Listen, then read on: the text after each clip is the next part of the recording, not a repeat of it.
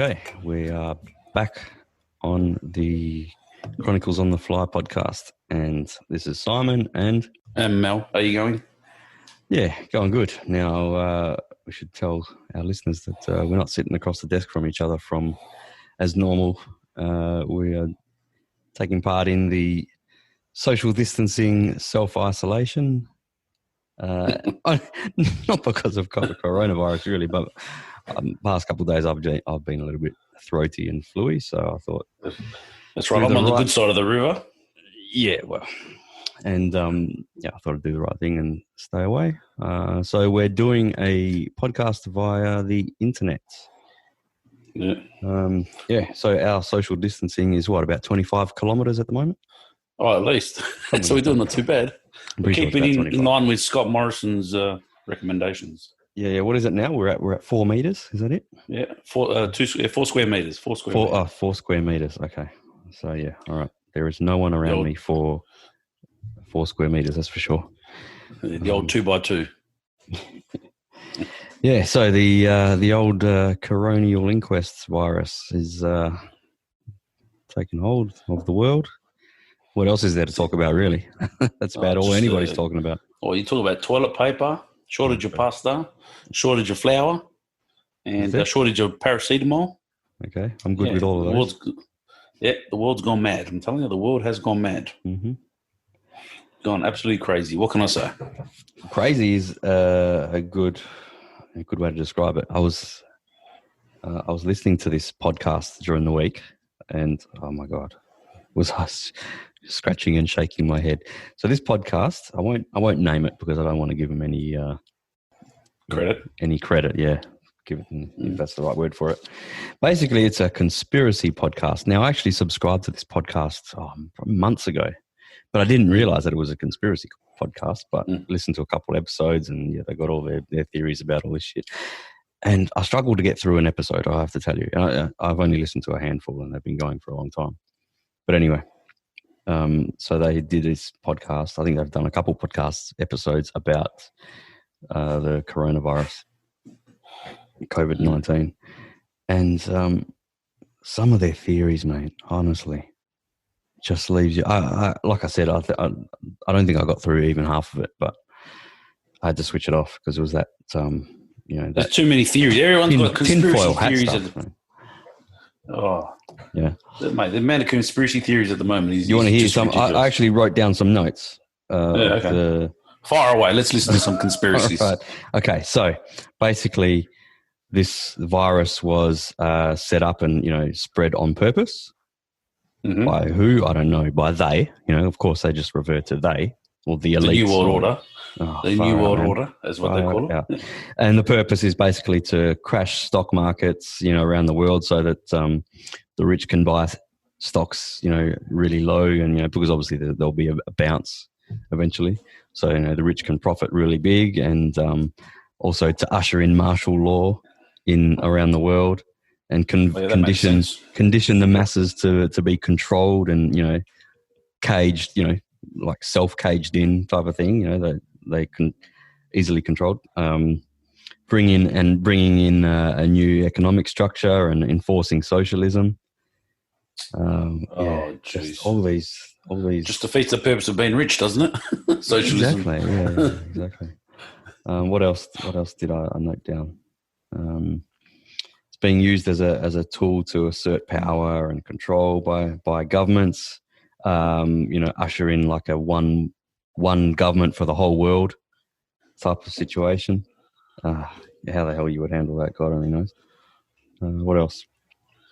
I think I gave up at that point, and that's probably when I switched off. That was probably about 20 minutes worth of conversation in the podcast right there. The New World Order taking over, one world government. What's this? What's all this New World Order? That's what they reckon. I don't even know. So that's about the one central government. So or something. So who's going to be? If that's the case, right? Who's going to be the central government? Is it the United Nations? What is it? I don't know. I don't know.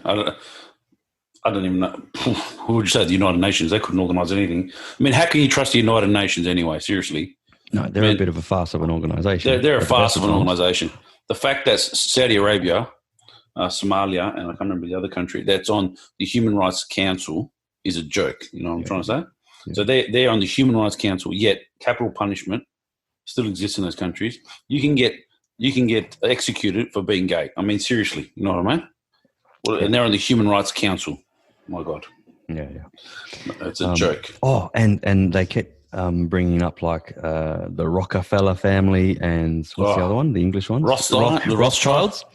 Rothschilds families, you know, they're like the global elite families that control the world and pull all the strings and control like the Federal Reserve in America and all the control the banks, control the central banks in all the major countries and things like that.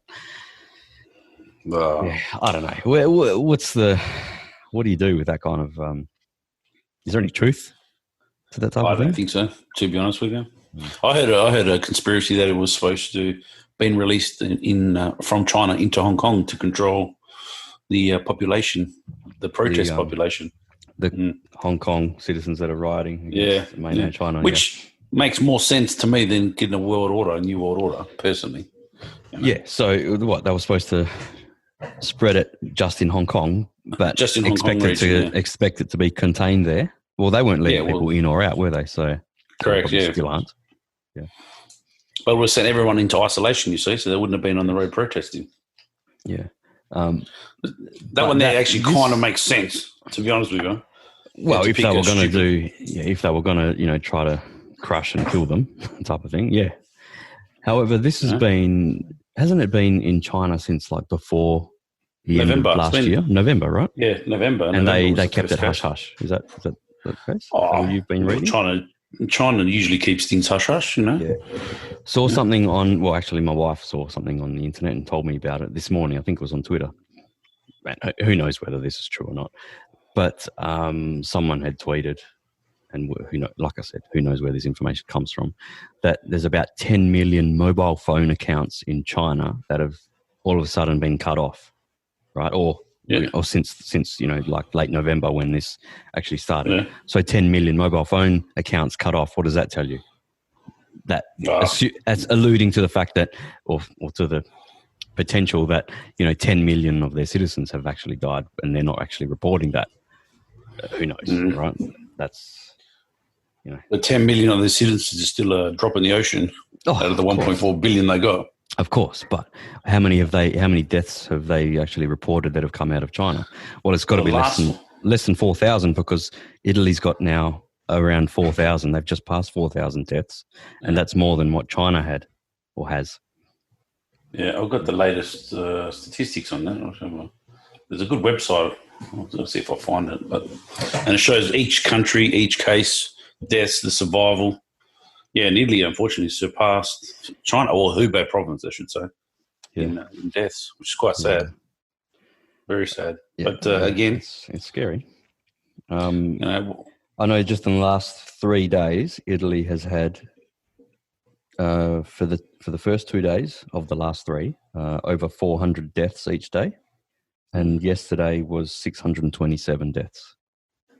Jeez. That's bloody incredible, huh? From one virus in 3 days. That is... Fortunately, the Italian population is very old. It is very old. It's an aging population. Yeah. You think that they still haven't hit their peak, right? In terms of number of deaths, if it's still on a rising trajectory. Correct. You would expect, tomorrow or Saturday for them today, another 600 or so or more, if that's the trajectory. So yeah, that is scary on that con of how fast it's spread in Italy compared to at the end of the day we only know so much from China, so. Yeah, exactly. There's going to be more fact coming out of Italy, and I think they want people to. They didn't start there. They want people to know the truth to warn other countries. There's been a lot of comparisons made between, the cases and deaths in Italy and what's started to happen now in Australia. So in Australia, what have we got? About 500 cases or so. What's the latest? Exactly. The latest is I've got the latest statistics here. And just for clarity, we're recording this on Saturday morning, what day? Okay. 21st. Australia has, according to Gizon data, it states at 9:13 this morning, it had 791 confirmed cases. Okay, so almost 800. And how many deaths? Are we at 7 or 8? Total seven deaths, 6 in New South Wales, 1 in Western Australia. 7 deaths, okay. And 26 recoveries. Okay, geez, only 26. Well, you got to bear in mind, this is the incubation period is 2 weeks, So of course, yeah, fair enough. So, but all those 7 people have been elderly people, haven't they? Elderly people, yes, correct. Right. So a lot of social commentators are comparing Italy to Australia, saying, well, we're far more spread out over in Italy, and they live more, let's say, on top of each other. Literally, they do. They all live in apartments. Yeah, so much more dense population. Here, we're more sparse, I think is probably the right word. Spread out. Absolutely. We social distance between our neighbours ourselves. Just their houses are bigger. Exactly. Yes, and the fact that over here in Western Australia, I think we've had about 60 or maybe 70 cases. One death, and 64 cases in Western Australia. Yeah. Right. One death, which was unfortunate, of course, but an elderly person as well, which came off the boat. I believe right. Came off yeah, that's what I was going to say. It's only been cases. People have only been returning from overseas. The cases that we've had, I don't think there's been any community spreading. So that's a good sign. However, we're still in a period of, let's say that incubation period, 14 days or whatever it might be. There's 2 weeks where people might be carriers and they don't even know it. They're not feeling symptoms, that kind of thing. So that's what is getting people paranoid and worried and that type of thing. So maybe in another, probably 2 weeks from now, we might, have a lot more cases that come flooding in. Who knows? Hopefully not. Hopefully that's not the case. But we hope so. But the paranoia is to say is driving people mad. It's like Armageddon's coming. Yeah, I mean, have you been to the shops yourself? I have. I've been twice this week, and just to buy essentials. Just essentials, yeah, same as us. Yeah, me, I've been going out and doing the shopping, in between going into the office and stopping by the shops on the way home, type of thing, to pick up, milk, bread, and things like that. Mm. So the shelves, it's slim pickings at the shops. Hey, Oh, totally. Forget about you need toilet paper. Luckily, we're fine with that. Tissues would be handy. Tissues would be meat. I like my Scotch fillet, what I mean? And there's no Scotch fillet on the shelves. I managed to get a few slices of meat the other day, but there was barely anything left. But I did get whatever was remaining, just a couple packs. I think it was 6 slices of meat. Yeah. But yeah, if you want mince to put in your pasta, forget about that. We're going Napolitano at the moment. I think we're going to be going old school soon, just with the old butter, Yeah. Have you got pasta in the shelves at home, on the shelves? A couple. I'm not really a big pasta eater, to be honest with you, but... no. Really? Yeah. No, not really. Okay. We're okay with pasta for the next probably couple of weeks. Not that we eat it heaps, to be honest, but, we probably have it once a week, to be honest. That's about it. Oh, my wife and children have a fair bit. I just, having pasta for the first 20 years of my life, probably, got a bit of deed on it. Yeah. Okay. We probably only have that about once a week anyway, and try to cook enough for some leftovers for lunch the next day. That's the way we kind of operate. But just to get things like baby food, even baby paracetamol. Children's Nurofen. Oh, soap. My God. Soap's hard to find. What else? And it's just nonsense because... Yeah. Or I'll go... My cousin, and I'm sure you'll be listening. What is the psychology of hoarding and stockpiling toilet paper, of all things? I mean, this FOMO. Doesn't even affect the gastro. This virus doesn't affect the gastro. It's all FOMO, fear of missing out. That's what it is. Psychologically, people are scared they're going to miss out. So whether they need it or not, they're just going to go to the shop and buy it just because they think I might miss out. It's the herd mentality, isn't it? The herd, the fear of missing out, Yeah. And this is what I believe is driving this ludicrousy of people hoarding. Mm. You know, and what's going to happen, I think, is you're going to have a massive spike. I mean, I was speaking to some people in retail. They've done Christmas week sales stats for the past 3 weeks. Wow. Jeez. So does that mean incredible. that that's going to, once this starts dying down? Well, you got all this food. It's going to have to stop. I mean, obviously, fresh fruit and vegetables not going to really stop sales, but of course, long life products. But that's one thing that hasn't been bare. The fruit and vegetables, they've always been full. Yeah, I've been going to Coles and IGA. Oh, Spuds have been running a bit low because I don't know what people do with Spuds. Yeah, but Spuds have got a fairly long shelf life. So I haven't noticed that, but yeah, in general, fruit and vegetables seem fine. Yeah, which, I don't know. But maybe because the paranoia is about grabbing things that have the longer shelf life, and obviously that's not fruit and vegetables. I mean, forget about frozen vegetables; they're gone. Well, actually, I grabbed a few packs. Well, not a few, only 2 because that was the limit of frozen vegetables as well. Because my wife puts little packs together for our son of peas and corn and that type of thing. She does a big cook up, once a week or so. But maybe they had just restocked it. But when I went there the other day, they were full. Those fridges. Oh, I went past one of the. It was pretty bare, pretty slim pickings. It wasn't much. Yeah, right. Wasn't a lot. What I'd say, or a hell of a lot of frozen vegetables. Yeah, but this paranoia about toilet paper, that is just. I just wouldn't have expected that. I kind of blame the media to pushing there. Yeah, They did it. Well, they did it purposely. They're telling everyone, "Oh, there's a shortage of toilet paper." So people thinking, "Oh no, I've got to go buy toilet paper." Well, I think there was 2 elements of herdism. This is basically classic herdism. All right, going with the flow, going with the crowd like sheep. Right. So initially, the public was misinformed. About a panic situation that China was going to stop manufacturing of toilet paper. Right, because apparently they manufacture about 50 to 60% of the toilet paper in Australia that are on the shelves in Australia. Okay, so then you get the fear of missing out, the FOMO. Right, so people just go and grab everything they can because they think, we're going to go into lockdown for 2 weeks or 2 bloody months, kind of thing. We're not going to be able to leave the house and go and grab any supplies. Okay, so there's that. So.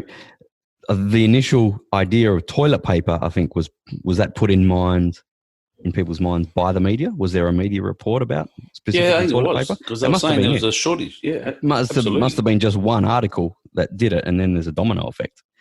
Because then, social media, people tweeting photos of the aisles empty of toilet paper, right? And that was it. It's just everyone gone mad.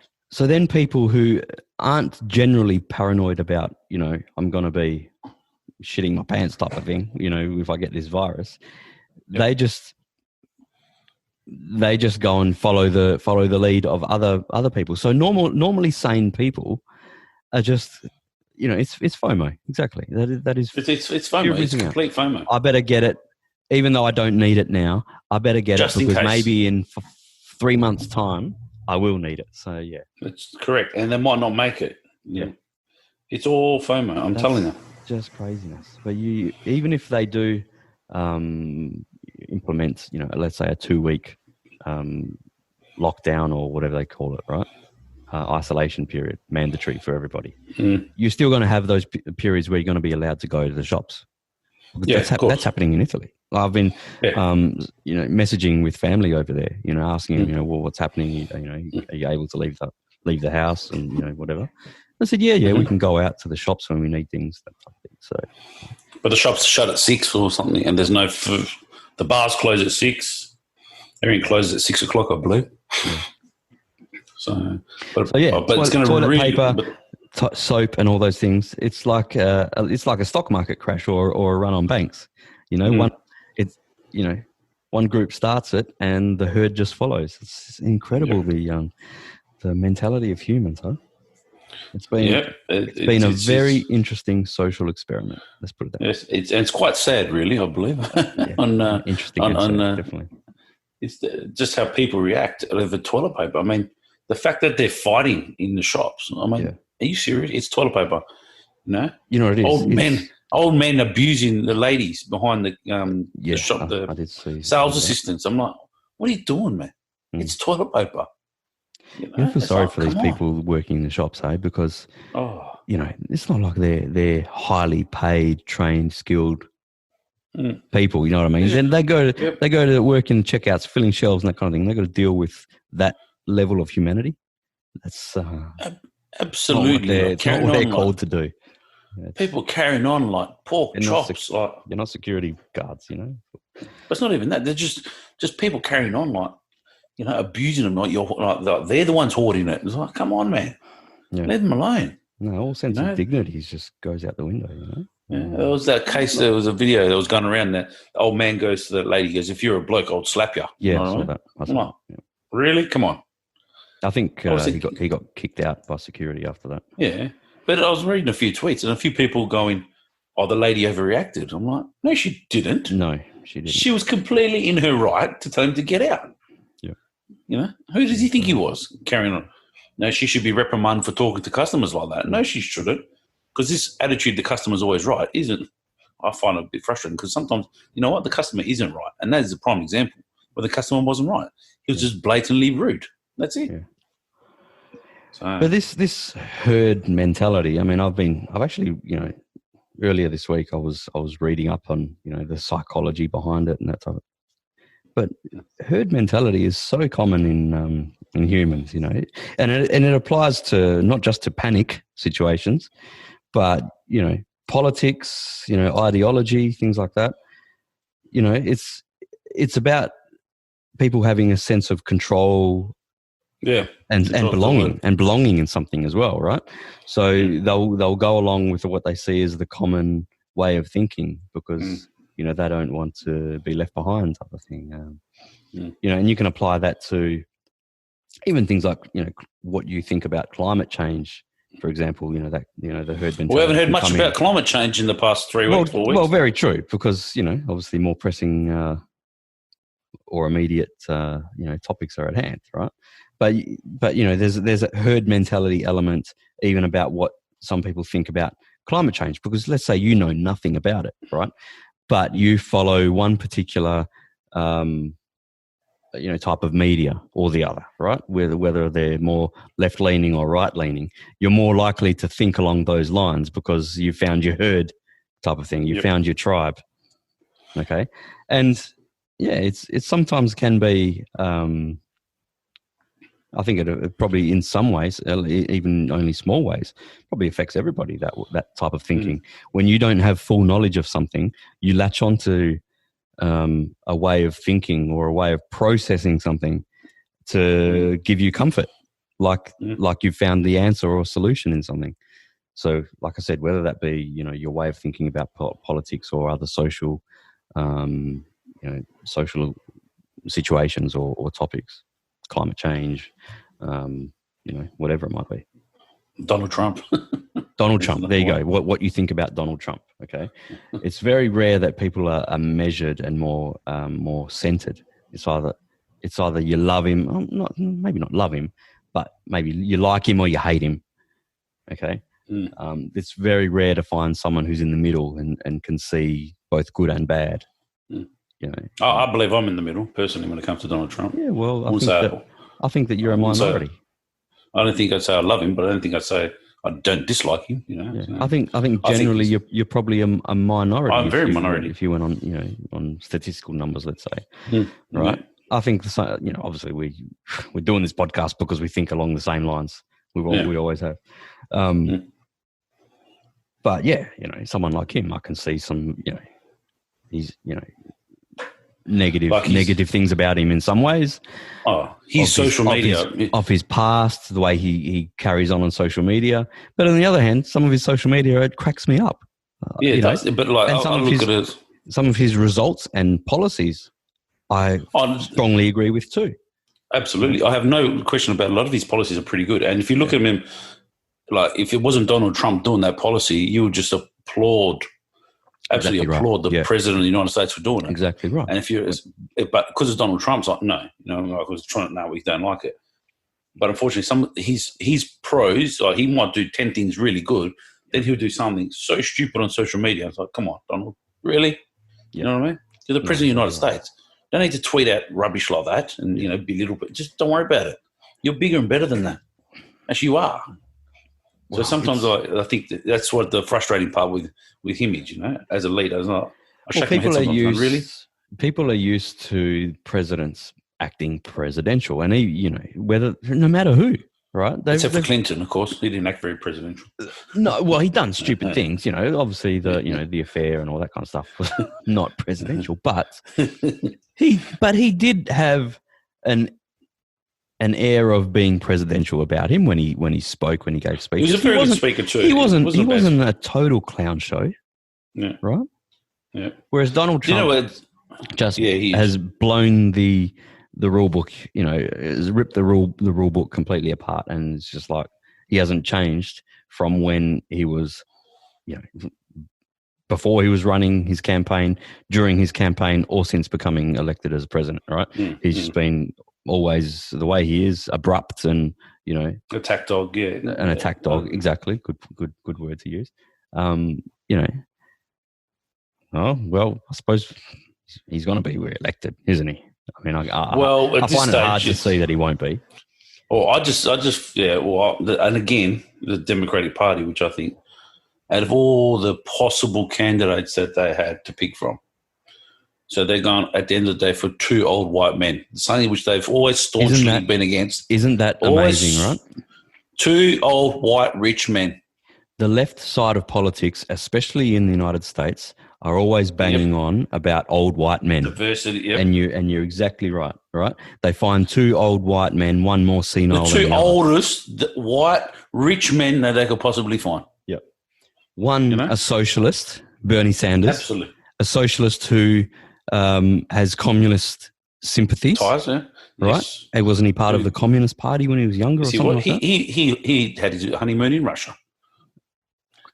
Okay. A lot of people have been to Moscow and St. Petersburg and those types of cities. But in those times we're talking when he got married, it was like in the peak of the Cold War. Okay. So you think of it in that context, how many Americans do you think would have gone to Moscow for honeymoon? Fair point. He was a sympathizer of Fidel Castro, which I don't really think too highly of Fidel Castro personally. Yeah. And I was like, okay. And then you've got Joe Biden, who firstly is as creepy as they come. Yes, I think so. Personally, search on YouTube Joe Biden creepy or some similar term like that. Just the way he kissed his granddaughter made me sick. How many videos come up about him being far too close with young girls? Yep. Such as other senators' families and daughters and wives and things like that. There's a bunch of videos about he just smells their hair and it's gross, man. It's hard creepy to watch. It is creepy and creepy Joe. Yeah, it's honestly, and that should if Joe Biden is to become the candidate, all I think it's inevitable to do is run some ads showing that footage. Oh, yeah. But I think it's inevitable that Joe Biden's going to, and this is what the funny thing I find about the Democratic Party.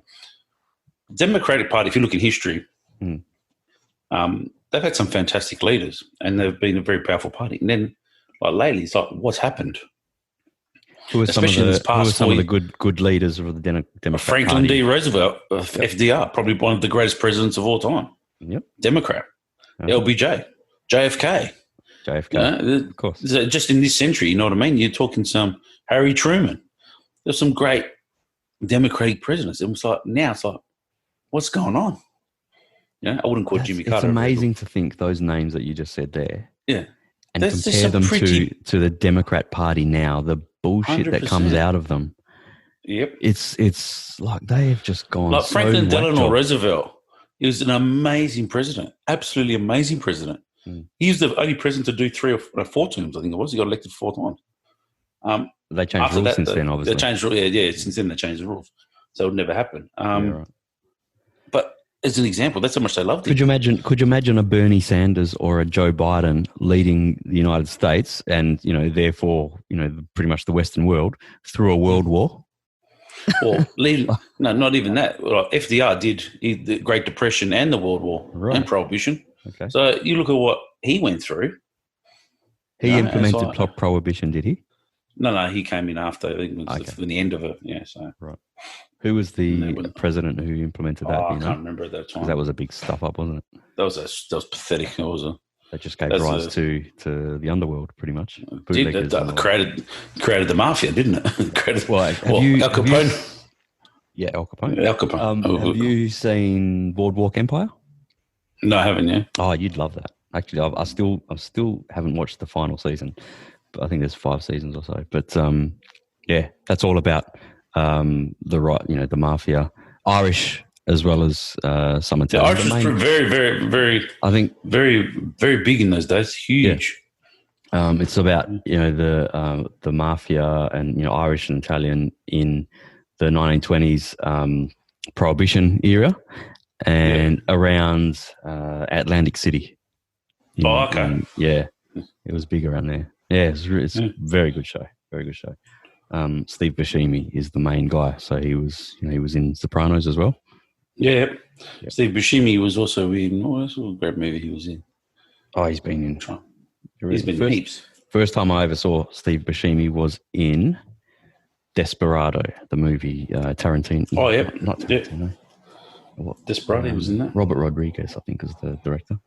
He was in Desperado. Antonio Banderas, Salma Hayek. Yeah, one of my favorite movies. That one. Yeah. Except for the last scene where the rocket launches from the guitar case. Oh, come on, boys! It's like, seriously, you know what I mean? Great film. I love that scene on the rooftop where he drops the grenades down off the building, and then Banderas and Salma Hayek walk away in slow motion, and just behind them the rise of just like a mushroom cloud. It's just awesome. Yeah. I fell in love with Antonio Banderas in that film. I just loved him. And the soundtrack's awesome too. Very good soundtrack. Very, very good soundtrack. Yeah, but that's the problem with if you look at going back to the Democratic Party, they've had some brilliant leaders. And then and now you go into this. Like even their candidates, rabble. That's the only way. Well, the candidate that I like of the Democrats is, and I don't know if you've even heard of her, Tulsi Gabbard. Oh, that's what I was going to say. You took the word right out of my mouth. I think she's not even 40. No, she's an ex-vet. So she's an ex. She served in the army. Yep. I think it was the army. A lot of respect for her, and she was pretty realistic with her policies. Exactly. And, mostly realistic policies, anti-war. Wants to get the troops out of there. Because she knows about it. She's been, she's served tours over there. Afghanistan and Iraq and things like that, and very level-headed. But even in America, she's hardly known at all. Yeah, because the media doesn't give her a run. Do you know which media actually gives her a run? Fox News, the right wing. The right wing gives Tulsi Gabbard of the left a run, and I'd like to see her change sides to the Democrat Party, to the Republicans actually, because I think she'd do better there. I think she would. Yeah, I think that the Democrats need her personally. Of course they do, but they don't want to know about her. They shut her out of the last Democratic debates. They made it that it was only Biden and Sanders because they changed the rules. Whatever the rules were, they changed it so that she couldn't get in. Otherwise, she would have wiped the floor with them. Right, and she would have got. She's really good. She would have had a massive profile if she had got into that debate. You know why they don't like her is because she stood up to Hillary Clinton. Oh, and she's suing Hillary Clinton. You know that? For defamation. Yeah. Good on her. And this is why she's been shunned by the Democrat Party, because Hillary Clinton is the darling of the Democrat Party. Probably still pulls strings. Of course, Madam President. Yeah. And it's great the way they do things over there. I don't understand how they do things over there. I don't understand, but I just find it weird how that Bernie Sanders was leading in the early stages, and all of a sudden, bang, he gets smashed. You know what I mean? Yeah. Later on in his with his delegates, there I was like, what happened? Like, what is going on there, boys? Like, didn't he started getting belted in Super Tuesday? Wasn't it Super Tuesday, I think? Yeah, that's right. I think Joe Biden was the big winner of that Super Tuesday thing. Yeah. Anyway, American it's probably politics. let's probably not bang on too much about American politics because it probably bore the 5 people that are listening to this, even though it interests us. All right, well, we may as well go back to the COVID-19 stuff because I've written down a bunch of notes of things that we can discuss. Firstly, about how COVID-19's affected sport. Yeah. Did you watch the first AFL match the other night? Well, unfortunately, being based in the West Side, we didn't get to, by the time I got home from work, the game was almost over. Well, it started at 5 o'clock, didn't it, our time? Yeah. I didn't get home until like 6:30, 7, yeah, and it's like, that game's because it's 16-minute quarters too now, so you're losing half an hour game time. So what's the theory behind dropping 4 minutes off each quarter? What's that about? Why? I believe is to keep the players fresher in case they play more games through the season to try and pick up more. That's right. So if they have to do more than one game a week. Okay. Yes. Yeah, all right. I can see that. But the quarter still went for 27 minutes. So they're losing about 5. But generally they go for like 31, 32, don't they? Yeah, so... Well, pretty often. But what it did do was it kept the better play. This is what the roundup I was listening to of a sports talk. They were saying like players like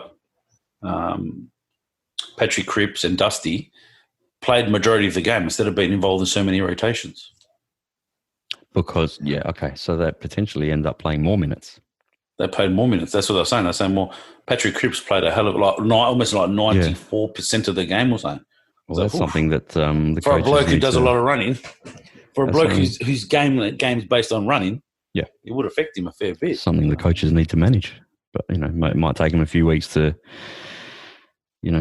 adjust to the less time in the match. I don't know. I think this is going to be the new norm. Personally, 16-minute quarters. I think the AFL put this in strategically, maybe to try and reduce the game time, which I think is a bit weird because why would they want to reduce the game time? That means they're losing advertising time on TV. Well, a few months back, weren't they trying to reduce the half-time time? Half-time. Yeah, the half-time break, they were trying to chop that by about 5 minutes, weren't they? And they blame sports scientists because they reckon sports scientists said it's better for the recovery of the players and all that. They want them to warm down too much. Well, I think, I can sort of see. Listen, don't get me started with sports scientists. Don't get me started with sports scientists because all they've done is run the game. Just I know from playing in my youngerish days, is that when you stop, you kind of your body can potentially seize up, build up of lactic acid or in your muscles or whatever, and then it's hard to get started again. So that's probably what the theory behind that is. But like, you look at every sport where sports scientists have really got involved, e.g., cricket. Isn't it like every 2 minutes now they go say you can't the fast bowlers can't bowl too many overs because it's going to ruin them. It's going to do this, I'm not saying now they've got more injuries now. There's more fast bowlers with injuries now than there ever was. Yeah. No one heard of Dennis Lilly breaking down. They said, they're playing more forms of the game. Yeah. I said, well, Dennis Lilly played grade cricket, state cricket, and Test cricket. Did he play county as well? I don't know. Yeah, but he played all of them. So if he wasn't playing state cricket, he was playing local cricket there. So he was playing the whole time. Mm-hmm. No, I'm not saying that I agree with less halftime break. I don't. I reckon it's fine the way it is, and they should leave it as. But I'm just, I think that's where the theory comes from. Yeah, and it's a bit of an opportunity for the advertise the. At the end of the day, if you're Channel 7 or Fox News or Fox Sports, and you pay $1 billion, well, you really want a bit of time for your money. You know what I mean? You know what I'm trying to say? Yeah, so it's like if I'm trying to invest $1 billion, well, I want to reap the benefits of that. I sell more advertising time. There's more time people watching. It's all about money. Yeah. So if they reduce the quarters, and I'm going to pay $1 billion, hang on a minute, you know what I mean? I'm getting a little bit less value for my buck. So, and the other thing with this going on with COVID and the football now, it's like, so all junior sports banned. We've got to have social distancing. So 4 square meters each. Yet the football's being played. They're tackling.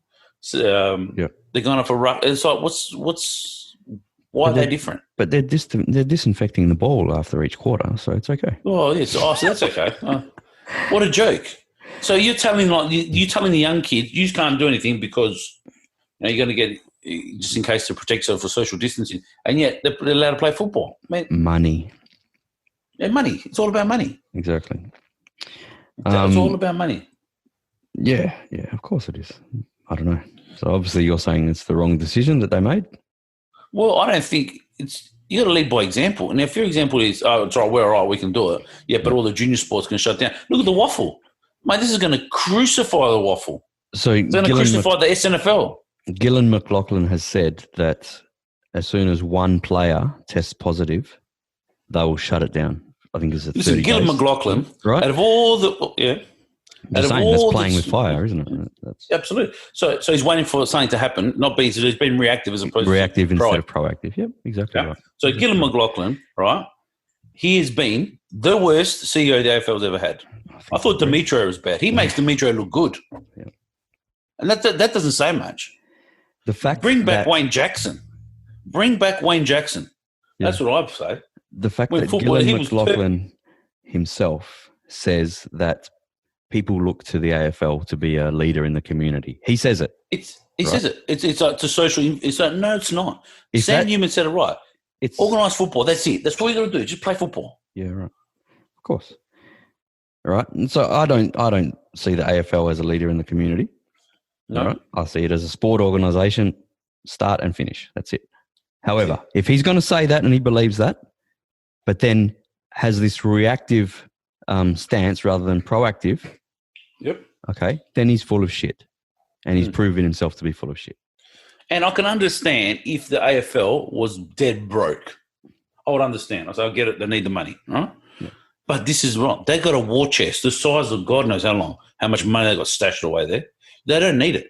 And then they're telling all the players to take pay cuts. I reckon he should take a pay cut because I don't reckon he's worth $2.1 million. That's what he's getting as a wage. I think that's an absolute joke. The fact that he's paid better than most players is an absolute joke. My opinion. Yes. Because that's like saying the president or the CEO of the EPL makes more than Van Brunier or the Brunier or than Aguero or someone or Salah. That's insane. Yeah. So the people don't go to watch Gillan McLaughlin. Yep. People go to watch the players of the game. Why should they be limited to how much they can earn when he can earn 2.1? What? Name one player that's on $2.1 million in the AFL. None. Who's the highest paid player? Was it Dusty or Grundy or Franklin? On what? And was he about $1 million? About $1 million a year. Right. It's an absolute joke. The AFL is not. It's a dictatorship. Yeah. It's run as a dictatorship in a way. Yeah, it runs a dictatorship. Capitalist in operations. Yeah. Socialist in their views.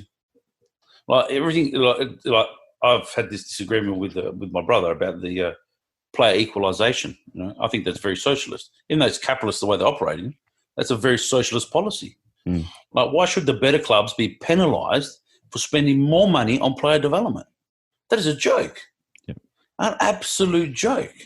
So the top four clubs, I think it was West Coast, Collingwood, I can't remember the other two. Richmond. Could have been Adelaide. I don't know if it was Richmond, but it was definitely Adelaide and someone else. Top four clubs financially, financially sound clubs, right? Yep.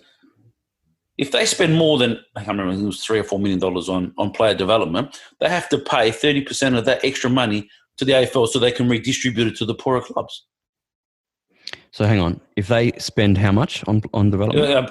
I'm just don't quote me on the exact numbers, but it was just say like $3 million or $4 million or whatever. Right. So if they spend more than that, right, on player development, they have to give 30% of the money that they spend to the AFL to distribute to the poorer clubs. So does that mean that they would restrict themselves how much they spend on player development so that they don't? Thank you.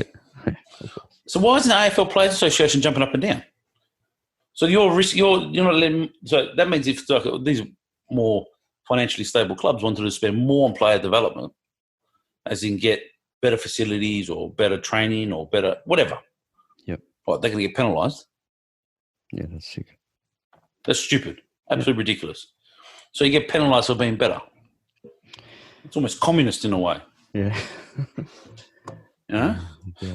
But anyway, that's That's a story for another day. But AFL, But, if you're going to lead by example,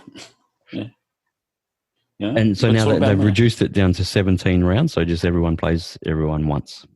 Yes, correct. Now, I've always said that the AFL is in a way, a falsified competition. Yes. Every season, except when the Eagles win the premiership, of course. But just jokes aside, it's a falsified competition in a way because a league situation is everyone should play everyone else home and away. All right? Correct. At least with this, all right, you might not have both home and away, but at least it's only one time each. There's equality in that way. Mm-hmm. All right. Now they just have to have a. It's never going to happen, Change the final series to a top 6, make it home and away. A full home and away season, and maybe to accommodate that, get rid of the ridiculous pre-season stuff that they do. Yeah, that's what I'd like to see in the AFL. The AFL, you're right. It's not a true competition, right? If there's 22 games or 23 games, whatever there is, right? Everyone should play each other once. Yes, I get that. Yeah, everyone should play each other twice.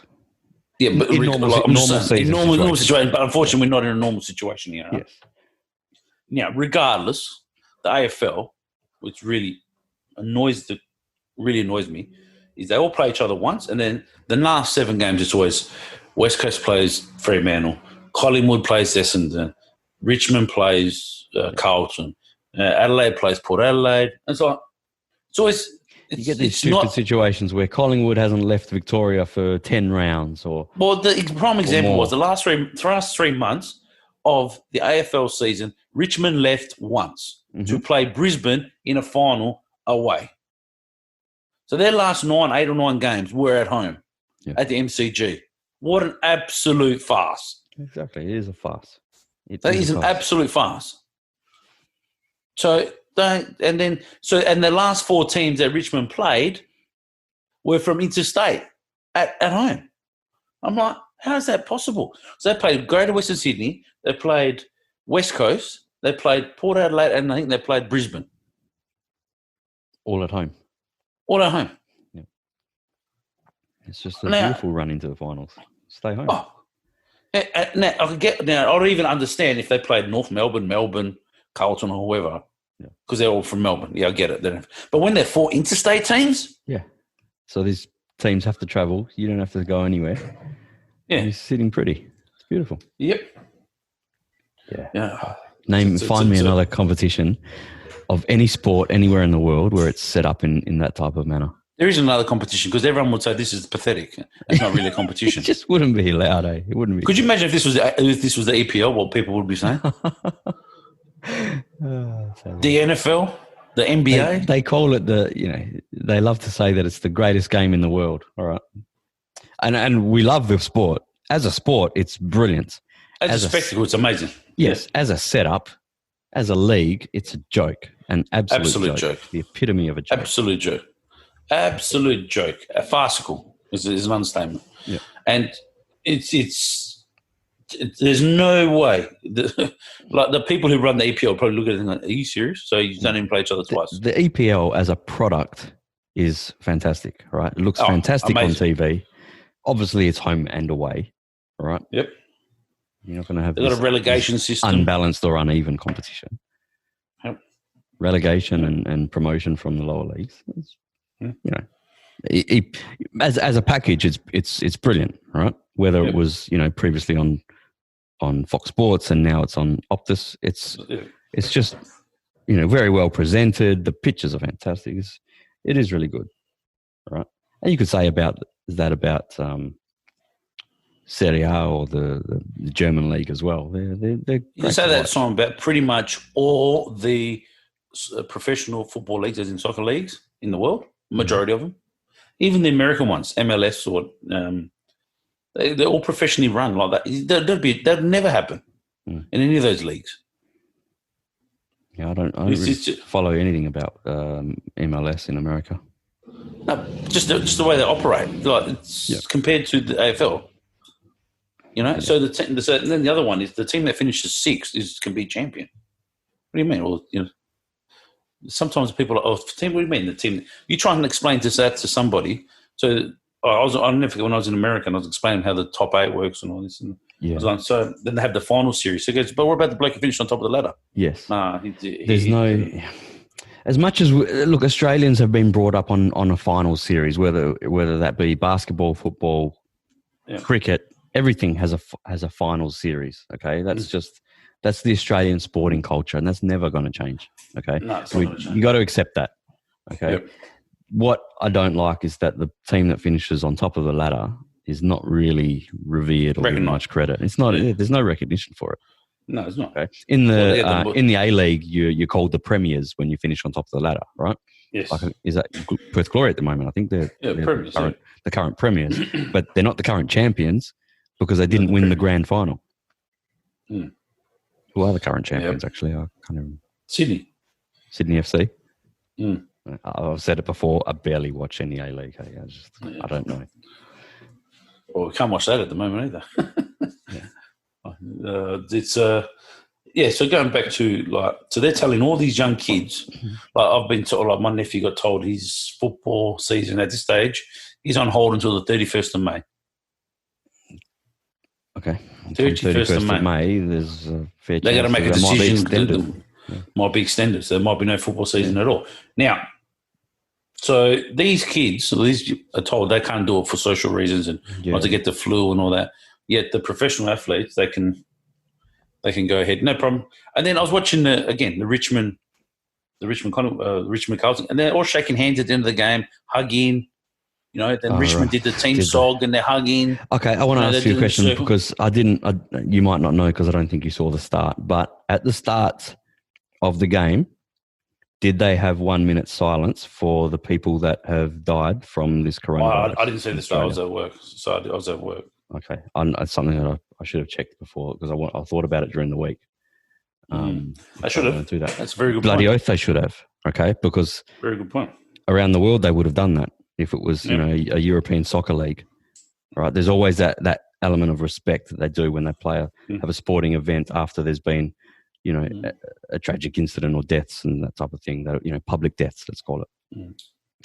Now, the whole reason for this, playing behind closed doors and everything is all because of people are dying because of coronavirus.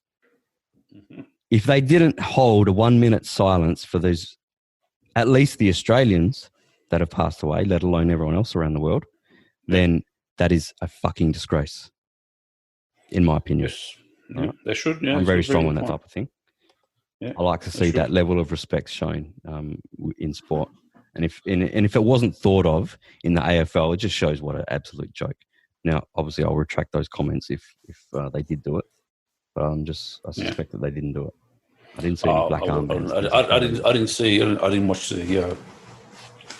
So I didn't actually watch. If you want to be seen as a leader, if that Gillan McLachlan thinks the AFL is a leader in the community, they should have done something like that. I need to check, and I hope they did it. Yeah. Oh, well, what do you do? But I just find it, just if you're going to practice what you preach, you got to do it, and that's it. So you got to practice what you preach and be done with it.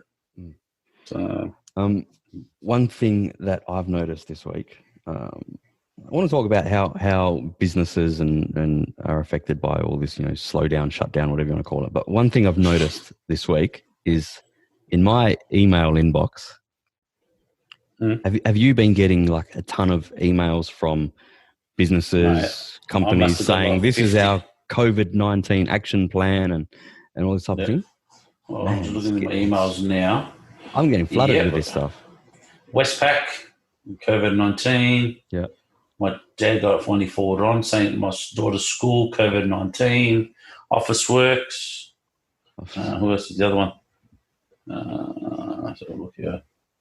NAB, coronavirus support. Okay. The Institute of Public Accountants, coronavirus support. The Tax and Super Australia, COVID-19. Yes, a lot. Everything's COVID-19. There it is, COVID-19. From my local council, IINet. I was a customer, but not anymore. But they've sent me one. My daughter, my kids, where they go swimming, they've been bombarding. There's been like 3 in the past week. My healthcare institutions, that's HBF. West Coast Eagles have been sending a few throughout the week, which they're the ones I actually have read. Yeah, they're important. ATO, Administrative Relief Packages. Yeah. Commonwealth Bank. Yeah. No, but definitely getting a few. Getting a few on the there were COVID. A ton more, but I've just done the quick scan through and then delete. Yeah. Yes. On how business is affected. Well, firstly, have you guys, you're an accounting. Business. Absolutely. Have you been affected? Like, are customers not coming in, not wanting to come in, and things like that? Well, definitely slow down the customers coming in. Right. Definitely been a slowdown of customers coming in, but the phones have been going ballistic. But not say ballistic, but there's definitely been a lot of inquiries about the tax relief packages that the tax officers putting through, or the Prime Minister's discussed, and a lot of the state payroll tax, and everyone's ringing up and asking us about that. Which we've got to be careful what we say, because we've got to wait for it to be legislated first. So yeah, right. Got to wait for that to go through. Once that's through, you can advise everyone. Like, we're assuming that everything's going to go through hunky-dory, but it's politics. You never know. Yeah. So, that's pretty much the majority of people. There's just going to be a lot of interesting cases now. And speaking of which, as you know, I'm not really a fan of Peter Dutton. I personally don't really think too highly of him. I've gone back to just throw this while it's fresh in my mind. He made a comment the other day that he's going to come down hard on hoarders for taking excess stock on taking too much toilet paper. It's like, well, what? I said, what are you going to do? Seriously, you've got to look in their garage and see where they've got it stacked up. Who gives you the right? No, what are you going to cancel that one's visa if they're here and if they're a permanent resident? You're going to cancel it for hoarding? Come on, just not like that. Comments like sometimes of politicians, just keep your mouth shut. You know what I mean? Maybe they just keep it quiet. They say this stuff hoping that it will have some flow-on effect. I don't know. That's just pathetic. Well, I'm going to come. Number one, what jurisdiction do you have for come down on people buying too much toilet paper? What federal legislation is there for you to come down on that? What, the AFP is going to investigate? Are they? For what? Under what law?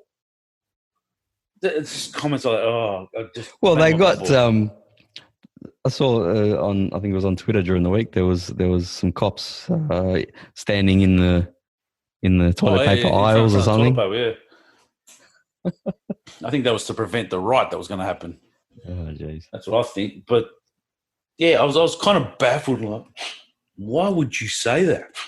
What gives you? Who do you think you are? The ward police. Yeah. So when tax time comes around in a couple months' time now. Yeah. What will be 3 months? 3 months away. I'm curious. Expecting that to affect you guys? I mean, maybe you guys be more inundated than normal because people will want to be getting their tax returns. I think that there's going to have a flip side. Well, being July, hopefully the worst of it's actually gone past. Yeah. So we'll try and get everything back. But if there's been a slowdown in business activity, people not earning, people that want their money back, especially if they do a refund, they're really going to want their money back. Yeah. That's how I see it. So interesting times ahead. What I've noticed with doing digital marketing and things like that is so I'm running Facebook campaign at the moment for a client, and so the kind of campaign or advertising campaign on Facebook that I had running late last year, which was flying, a lot of leads coming in for my client. Now it's very slim pickings. It's hard to get a lot of interest, a lot of people looking at the ads, a lot of people clicking on the ads, but not converting and becoming leads and that type of thing. And there's no difference to what I was doing then than now. So I've really got to try and dial that in and work out. I mean, at the end of the day, if they're not going to, if they're reluctant to spend money, they're reluctant to spend money. I don't know how much can be done, but it's really something that I need to think about. What my concern is, from a business perspective, as in an economic perspective, is the ramifications of a shutdown, which we're not currently experiencing yet, but people are acting as if we are, though. Closing of the borders are now, which I do understand they had to do it, but the ramifications for this are phenomenally big, very, very big. All right? A lot of people don't understand that. They go, "Oh, just close the borders and we'll be done. We'll be fine." I was like, economically, yes, health-wise, it makes sense. But at what point is the economic side of things going to outstrip it was going to be the primary concern? No, not so much public. It's going to be the primary concern, right? Because at the end of the day, Australia's third largest export, they call it export, but people coming in, is education. Right. So if these overseas students, I call them, which they are, overseas students, are not allowed to come into Australia to study, they're not going to spend their money on education. Now, you say, "Oh, yeah, so what?" But when they are paying so much money to study, they're renting houses. I was going to say. They're going out. A lot of these people, they go out and they do all the crappy little jobs that most people don't do. So this is where the problem's going to happen. That's just one industry. Back to year 11 economics. What's that called? That's year 11 economics. The multiplier effect. Oh, multiplier effect. Oh, yeah. Isn't it? Isn't that STM, mate. Yeah, it's multiplier effect. Now, the issue you're going to have is these people aren't coming. Now, when they say how much they spend on an education course, well, I can tell you, if they go to university, between $30,000 and $50,000 a year at the university. Yep. They got to eat. They still got to rent. Now, if these houses aren't rented, that means your Australian people who own these houses that are renting into these people, they're not going to get income for it. Yep. So they're going to time back, but the bills are still going to come in. Yeah. So they're going to be struggling. So those people who own these investment properties aren't going to go out to go spend their disposable income because they haven't got it coming in. And that's you and that's me. That's you and that's me. You know what I mean? And then if I'm not going out and I'm taking my wife out for dinner at the local tavern or whatever for something to eat, well, I'm not spending my dollars there. That means the person who's working there isn't going to have a job. Now, that means that person doesn't have a job. That means the supplier that person's buying their fruit and vegetables and all that stuff isn't going to have a job. Mm-hmm. So they're not going to need a delivery driver. It's a multiplier effect. And this is what I'm saying. The repercussions. Now, I understand and that the Australian government's reasoning for holding off to closing the borders for so long is because it's going to have a huge economic effect. Yep. Huge economic effect. And a lot of people they're too short vision to see the effect that it's going to have, not now, but in 6 months, in 12 months. It's going to have a massive effect. And that's brilliant the way you explain that. That makes perfect sense. And that's, I don't know, I mean, obviously we haven't lived in depression times, but that seems like it's characteristics of not only recession, but even depression type situation. I don't know. 2 quarters of negative growth. I think it's inevitable we're going to be in a recession. I think so. Look, it's inevitable. And it's not about politics, right? It doesn't matter if the government's Labor, Liberal, whatever, national, it doesn't matter. Mm-hmm. No government could foresee and plan for this effect. Yeah. It was impossible, right? Mm. Is the stimulus package that what the government's doing enough? We'll just have to wait and see. I'm on the border now. I really don't know. I can't say yes or no, yeah or no. Will I think a stimulus package of what Kevin Rudd put in been smart? I don't think Kevin Rudd's package his ideas weren't bad. I think the way he executed them were horrible, personally. Again, idea of stimulating the economy through building schools. Yes, brilliant idea. Yep. Executed horribly wrong. Yep. Horribly wrong. the pin insulation bats bats thing. I mean, the reason why he did that thing was because it was something that was quick and could be implemented immediately. Yeah. That's why they thought about, what can we do that's going to have an immediate impact. So good theory behind that, but execution of it completely misfired. Yeah, and the school one I think uses a prime example.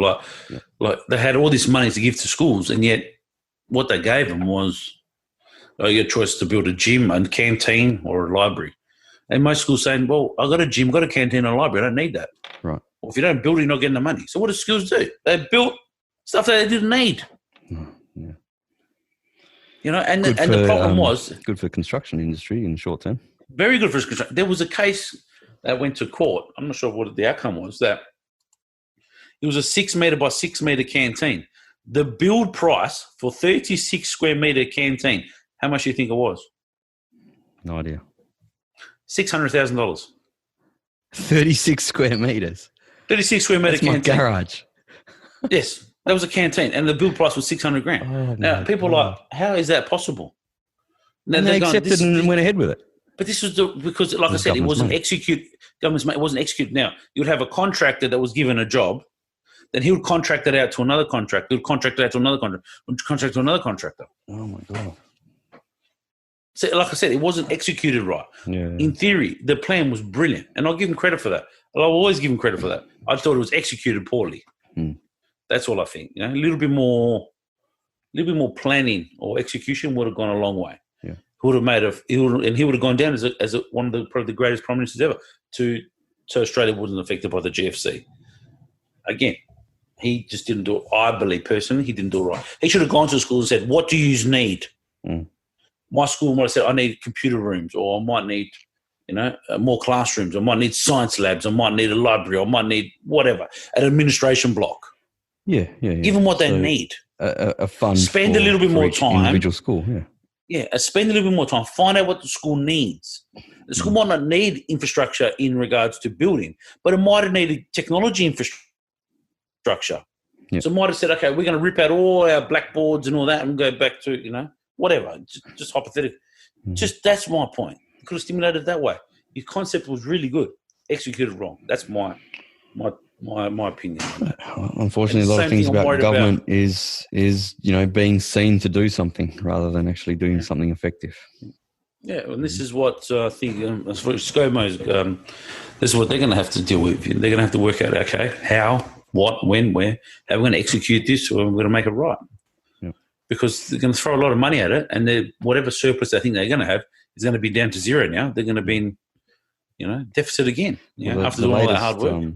The latest thing, I think came out yesterday, was that banks, at least the top 4 banks, are going to start deferring business loans for small business for 6 months. So you don't have to make any repayments on either principal or interest for 6 months. So I suppose 6 months would be tacked onto the end or the, of course, the final date. Right? It's not like you just don't have to pay it, but also mortgages for homeowners as well. But I did read that it was some mortgages, so I don't know whether whether I qualify for that or not. I'm not sure. Yeah, would be nice because it could be handy to be able to not have to worry about coming up with mortgage repayments each month, especially if my business is affected. So I'd like to see the finer details of that policy, but from the banks, before I really sign up to it. If you know what I'm trying to say? Yeah, well, I shot off an email to my mortgage broker and just said, give me a call. I want to have a chat about this and see what my options are. Yeah, but it's interesting. Interesting times ahead. So we can't foresee. It's like, but I'm sure we'll get through it. The humanity always does. For small businesses like you, like me, what are some things that we can do to carry on? I mean, I think you're in finance, obviously, accounting firm. You're probably not. I don't know. I'm not. Look, at the end of the day, but you're probably not as affected because in 3 months' time we've got tax time. So you're gonna people are gonna want to be coming to you. Like we just mentioned, we're gonna be affected without a doubt. But of course, without a doubt, yeah. But our effect, I think, is going to be a lot less than you will still a couple of my clients that own restaurants. Yeah. Now I know a restaurant that's in Perth, in one of the more affluent suburbs, was was averaging 100 customers a night. He's down to 10. Yeah. Now, that is a problem because you can only sustain that for so long. Yeah. Why you got a chef? Why you got a larder? Why you got a cook? Why you got... Again, that's a problem. Put that staff off because you only need, Yeah, the problem is he puts that staff off. What's going to happen? Than 10 or 15. Yeah, now his staff is going to... that poor guy's really going to be shaking his head, He's going, oh, jeez, you know what I mean? Yeah.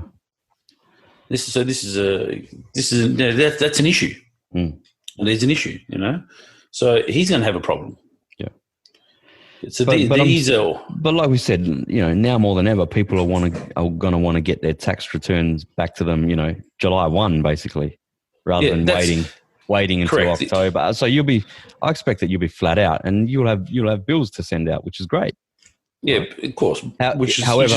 However, increasing your clientele might not be, but I think it has going to be a twofold effect. I think on an individual taxation side, I think, yes, we'll be busy. On a business company, right, trust sort of way, I think we'll probably slow down a bit. Okay. Because who's going to really want to do their tax straight away knowing they're going to give the money to the government? Yeah. So I think there might be a few issues because they're going to have, obviously, and they're not going to want to do their tax because then they have to pay a bill. There's a whole, So we're in a catch-22 ourselves. Yeah. So I'm concerned for my business. Unfortunately, I think hospitality. I saw the arts. I was listening to the ABC radio the other day, and had people from the arts that are really concerned about them. I'm like, unfortunately, they're the industries that are hospitality, arts, advertising, media. They're the ones that are going to hit first because when people got to cut money in budgets, where are they going to cut them from? Yeah. Like me, I'm not going to go out and spend money on all that non-essential spend. Non-essential spending, Yeah. I'm concerned. I've got current clients, that I'm, their website projects are underway, not fully paid. They might have paid a deposit type of thing. I haven't got any inkling that they're not going to be able to pay me, to complete, their website projects and things like that. But the concern is that once those projects are finished, or even before those projects are finished, what about picking up new clients? And really, for businesses that are in a good financial position and can get through like a shutdown or downturn without taking a massive financial hit, or can survive it. The way I see it, it's potentially a good time to look at doing some marketing. Or getting your website refreshed or making a new one, whatever whatever it might be, because weaker businesses or competitors for them, they're going to be going to their shell, right? You've got the opportunity to stand above and capture that bit of business that still is out there. So, I mean, that's a hard sell to convince people of, but in theory, I think that is. One of the best marketers said that's the last thing you cut down spending is on marketing in times of depression. Henry Ford said, it stopping advertising to save money is like stopping your watch to save time.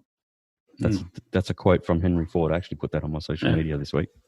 It's a very good comment, and I kind of when I had this discussion once with a guy.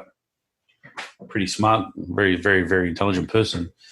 I was like, but as an accountant, we're like, you got to save costs, and they're the costs. He goes, that's the last cost you want to save money on. Yeah, but the thing is, advertising and marketing. Do you allow your business I said, why is that? He goes, because everyone else has stopped. Yeah. So you hit it twice as hard. Exactly. You, the market share you can capture what they're missing out on because they're scared to spend on putting their head above the parapet type of thing, And I went, well, that's pretty good. It's a pretty good analogy, And I should take my hat off to him because he's worth bloody, pretty. It's very, very comfortable. Yeah, obviously you need to have the cash reserves to be able to weather that, absolutely. To weather the storm and continue, a marketing campaign or whatever. But or have the extreme, on the back end of it, you're the one that's going to stand tall if you can. Or have the extreme confidence to take the punt. Right, and invest in. This is how Warren Buffett became rich, isn't he? Yeah. Right. Well, when everyone was selling, he was buying. When everyone was buying, he was selling. Okay? That's right. Like, He's always been a contrarian. look at Jerry Harvey. He was on the radio the other day, and on 2 weeks ago on the Friday, he dropped $15 million on stocks. Sold. Now, no, he bought $15 million. Okay. Right. So we're talking Friday when was it? This was Friday the 6th, when it was really hitting hard. Yeah. He spent $15 million. Then what happened on the 9th? The market went down. Yeah. He goes, well, I'm losing money, but as I'm confident, long term, I'll be all right. Exactly. I mean, look, 2008, I remember watching the stock market, all right? Yeah. And watching the BHPs, the Rios, these, blue chip stocks, just diving and thinking, I haven't got any money to spend, decent amounts, but I wish I could. I remember Rio was $22 or $23. Yeah. And then it bounced and went, close to $80 or something again, Imagine you had bought that. Beautiful. Because markets always bounce. So one of my clients is a finance advisor. Or he sets up superannuation accounts for clients, things like that. So he's in finance, and he sent out an email, this week, just to his clients, just to say, if you're a bit worried about, your retirement planning and your investments, things like that, get in touch with me. But the bottom thing that he wrote in there was, markets will recover. They always do. Yep. Plain and simple. I agree, 100%, 100%. Because it's 100% true. Oh, I've always been a firm believer in that.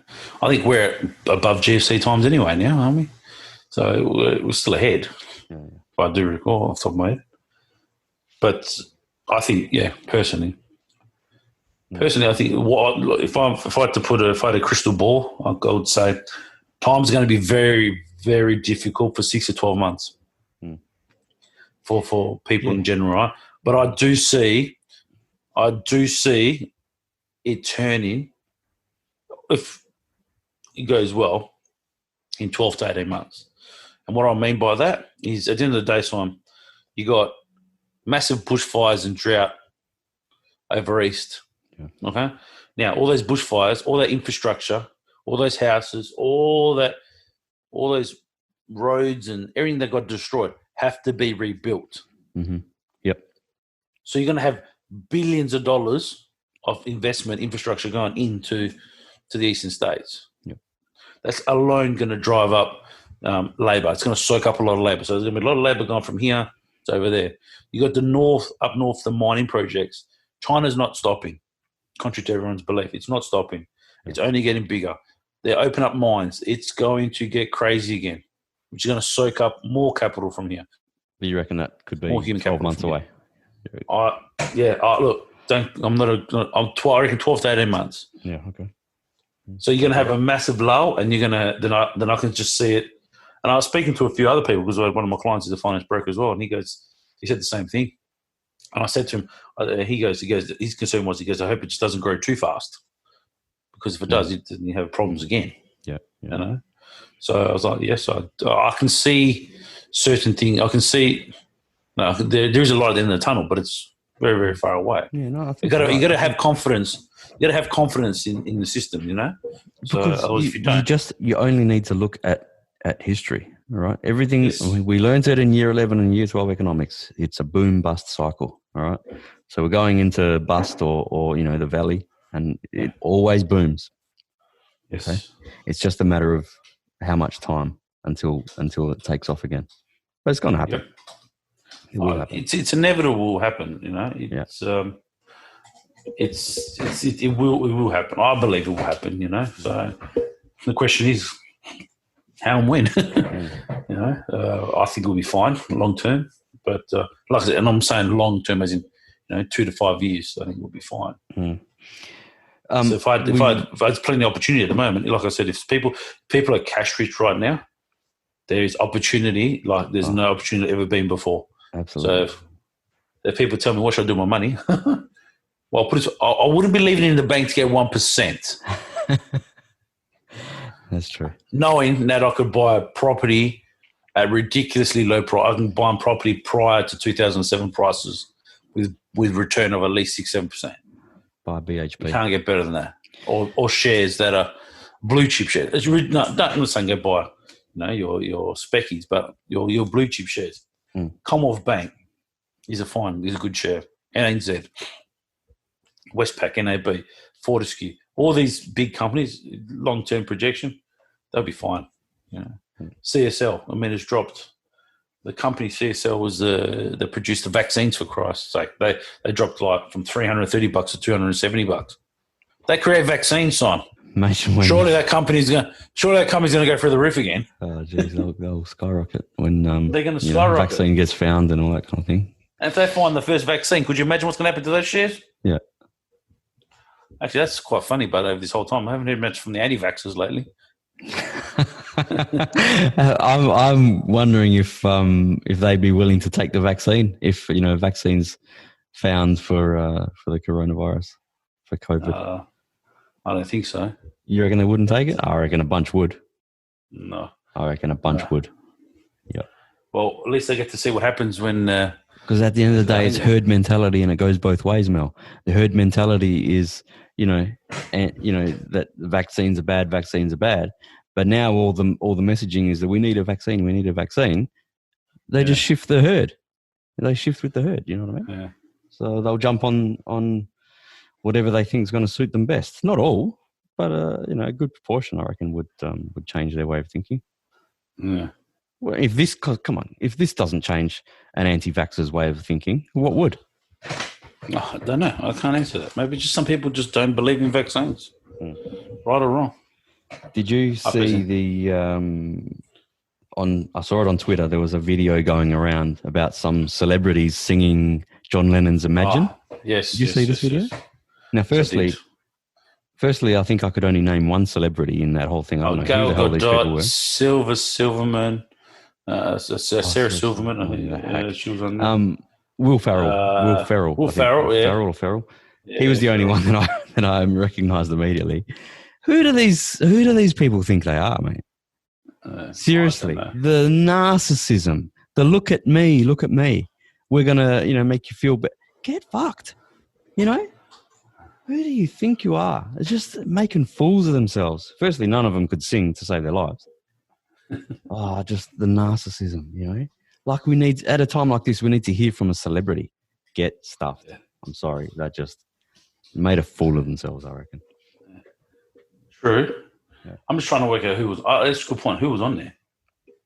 Honestly, they were B and even D grade celebrities because I couldn't work out who they were.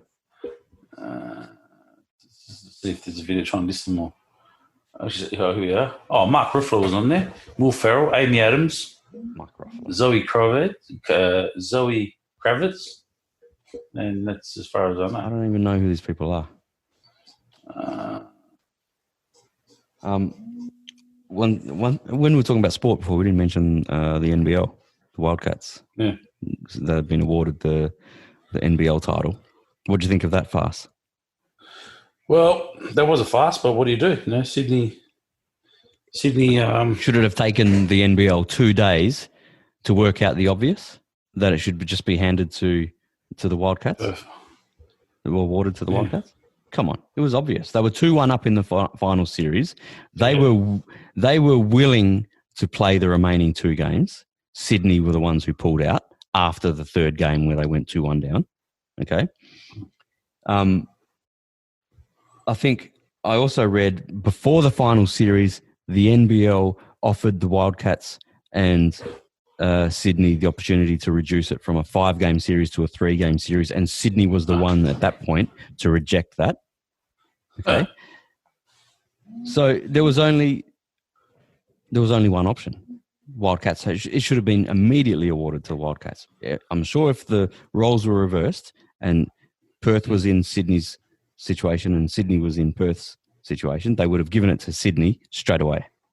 Surely. Don't you think? I don't know.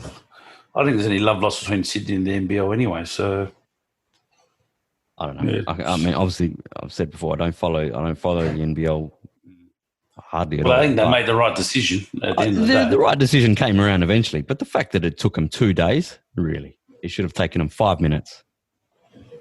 Yeah. Anyway. But back to back.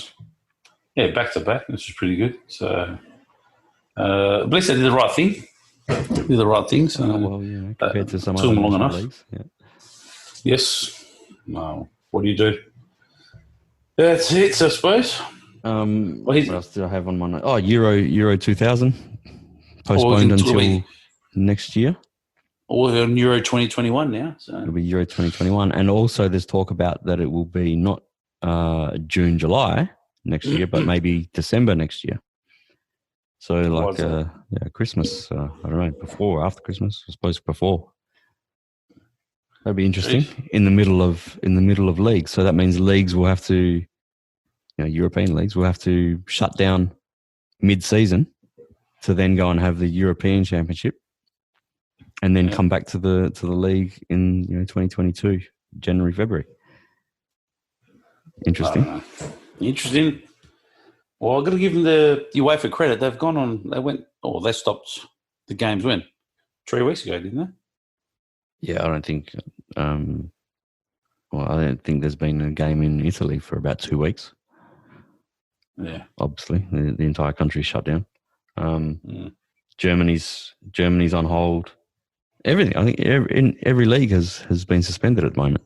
So in order for them to complete, they're going to have to go probably into June. I don't know. So it was inevitable that Euro 2020 was going to be postponed. What's going to happen with the Olympics, mate? I've got a feeling it's not going to go ahead. How can they? Yeah, I don't think it's going to go ahead either. So maybe they'll push that to next year too. Why don't they just do that? Just postpone it a year. Anyway, money talks when it comes to stuff. Oh, that's all it does. Always, but just think how much money they're going to lose. Mate, how about the airlines? Oh, yeah. Well, Qantas has put off 90%. Is it 80 or 90% of staff around the country? Yeah. Far out. Or maybe it's 80 or 90% of flights have been. Well, they just put them on hold. Yeah. They put the staff on hold. So, but also stood down without pay, a lot of them as well. Far out. Well, they can claim their entitlements. Well, I reckon what Alan Joyce should do out of his 30 million he gets, he should drop down, be a nice guy, just take $1 million, and divvy up the other 29 amongst his staff that he's just told him to. I'm sure that's going to happen. I'm sure that'll happen. Yeah. Well, he's a man of, supposedly, principle, isn't he? When he tells everyone. We'll see. He stands up for his what he believes in, even though it means doing business with Emirates. So it'll be interesting. If he's a man of principle, he gets 30 mil a year, just divvy it up. He doesn't need that much money to survive, does he? I'm sure he'll struggle on only 1 mil. That's for sure. Oh, poor guy. I'm sure I don't know how his mansion wouldn't in Sydney. He won't have to pay his mortgage. You can put that on hold for 6 months. Well, there you go. So, bloody hell. The amount of money he got. He's the highest paid CEO, I mean. Bondi Beach. You see Bondi? Pictures of Bondi Beach. Just a picture of it. Yeah, I didn't really take much note of it, to be honest. Not exactly practicing their social distancing. No. These are mainly tourists. Been let off. So there's a boat docked in Sydney, a cruise ship docked in Sydney, and they've been let off. How's that work? I don't know. That was Elevation of the Seas too. Yeah, was it? Okay. So the most cases in Australia are in New South Wales. Yeah. And they let in Sydney. They let a cruise ship passengers let them all off, and off they go for the day to Bondi Beach and mingle with the public. Yeah, it's really smart.